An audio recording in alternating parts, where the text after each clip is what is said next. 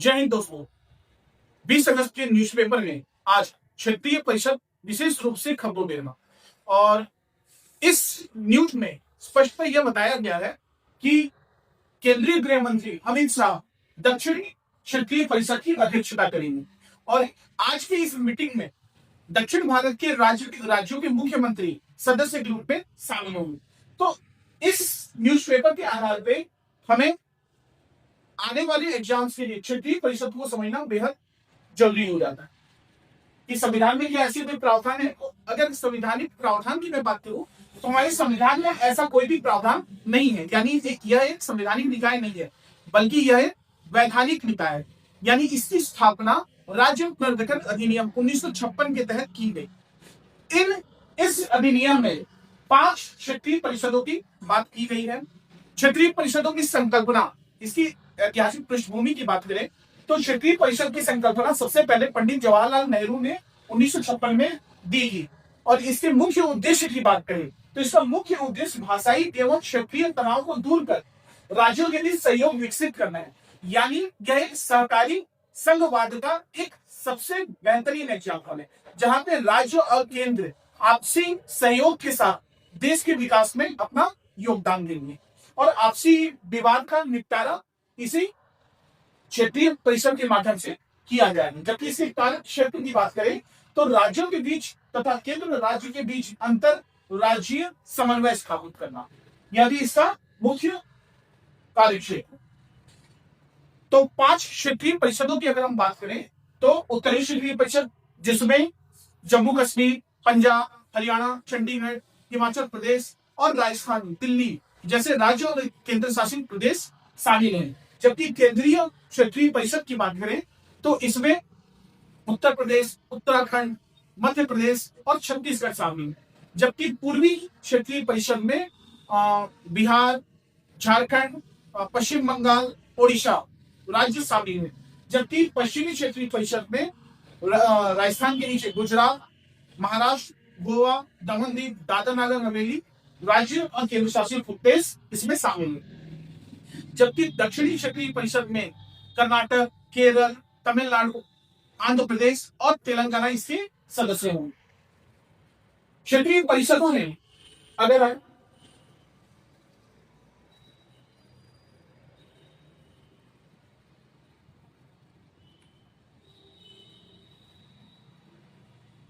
क्षेत्रीय परिषदों में इन 5 क्षेत्रीय परिषदों के अलावा एक उत्तर पूर्वी परिषद भी शामिल है जिसकी स्थापना 1956 अधिनियम के तहत की, बल्कि 1971 उत्तर पूर्वी परिषद अधिनियम के तहत किया गया।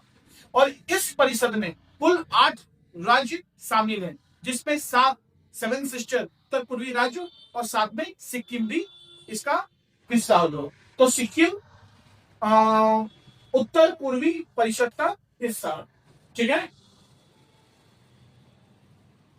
इसके अलावा अगर इसकी संरचना की बात करें तो क्षेत्रीय परिषदों जो भी 5 क्षेत्रीय परिषद होंगे उसकी संरचना की बात करें तो केंद्रीय गृह मंत्री इसके अध्यक्ष होंगे, जबकि राज्यों के मुख्यमंत्री इसके सदस्य होंगे। और उपाध्यक्ष की अगर बात करें तो राज्य जो भी राज्य होंगे उनका कार्यकाल, मतलब उन राज्यों में से एक राज्य के मुख्यमंत्री को उसका उपाध्यक्ष बनाया जाएगा जिसका कार्यकाल 1 वर्ष का होगा और यह रोटेशन आधार पे होगा। यानी यदि वर्तमान में पूर्वी क्षेत्रीय परिषद के मान लीजिए उपाध्यक्ष उड़ीसा है तो अगले साल इसके उपाध्यक्ष बिहार होगा, उसके अगले साल झारखंड होगा, उसके अगले साल, इस तरह से रोटेशन चलता है, ठीक है। इसके अलावा अगर इसकी विस्तृत संरचना की बात करें तो इसकी केंद्रीय प्रतिनिधि के रूप में केंद्रीय गृह मंत्री और साल में राष्ट्रपति के द्वारा नामित एक केंद्रीय मंत्री इसके सदस्य होंगे। जबकि राज्य प्रतिनिधि के तौर पे हम देखें तो राज्य के मुख्यमंत्री के साथ साथ राज्यपाल के द्वारा नामित 2 अन्य मंत्री इसके सदस्य होंगे। जबकि केंद्र शासित प्रदेश की बात करें तो केंद्र शासित प्रदेश के 2 प्रतिनिधि को राष्ट्रपति के द्वारा नामित किया जाएगा और इसके सलाहकार के रूप में हम देखेंगे नीति आयोग द्वारा नामित व्यक्ति और संबंधित राज्यों के जो भी मुख्य सचिव होंगे वो भी इसके सदस्य होंगे।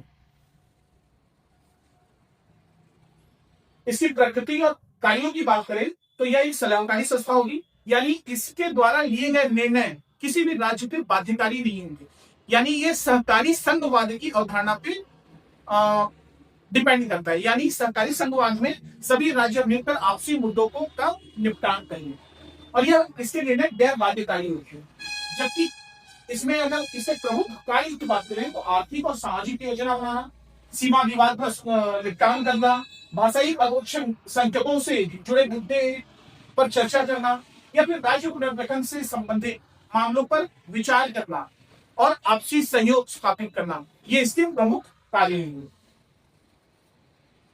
प्रशासनिक व्यवस्था की बात करें तो क्षेत्रीय परिषदों का एक साझा सेक्रेटरीट होगा, यानी सचिवालय होगा जो नई दिल्ली में होगा और इस सचिवालय की जो अध्यक्षता होगी वो संबंधित राज्यों के मुख्य सचिव के द्वारा बारी बारी से की जाएगी। ठीक है।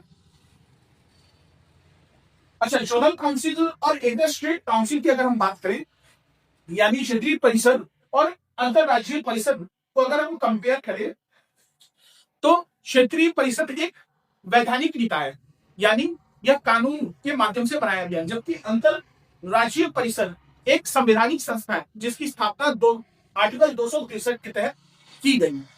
अच्छा, क्षेत्रीय परिषद की अध्यक्षता केंद्रीय गृह मंत्री के द्वारा की जाएगी, जबकि अंतरराज्यीय परिषद की अध्यक्षता प्रधानमंत्री के द्वारा की जाएगी।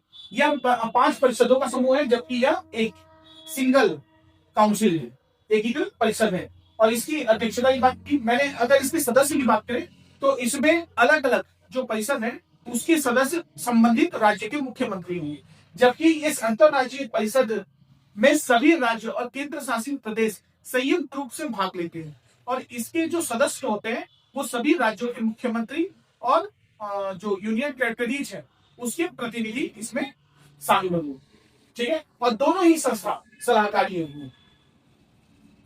जबकि अगर मैं जोनल काउंसिल और नॉर्थ ईस्टर्न काउंसिल को कंपेयर करूं तो जोनल काउंसिल की स्थापना 1956 के भारत राज्य पुनर्गठन अधिनियम के तहत बनाया गया, जबकि नॉर्थ ईस्टर्न काउंसिल की स्थापना नॉर्थ ईस्टर्न काउंसिल एक्ट 1971 के तहत कराया और इसके भौगोलिक क्षेत्र की मैं बात करूं तो इसको 5 हिस्सों में बांटा गया है, पूर्वी, पश्चिमी, उत्तरी, दक्षिणी और मध्य क्षेत्रीय परिषदें, जबकि यह केवल उत्तर पूर्वी क्षेत्र होगा जिसमें 8 राज्य होंगे। ठीक है, तो यहाँ पे ये क्षेत्रीय परिषद एग्जाम के लिए बहुत आपके एग्जाम पॉइंट ऑफ व्यू से बहुत ज्यादा इंपॉर्टेंट हो जाता है। ठीक है, जल्दी मिलते हैं अगले टॉपिक के साथ। Thank you.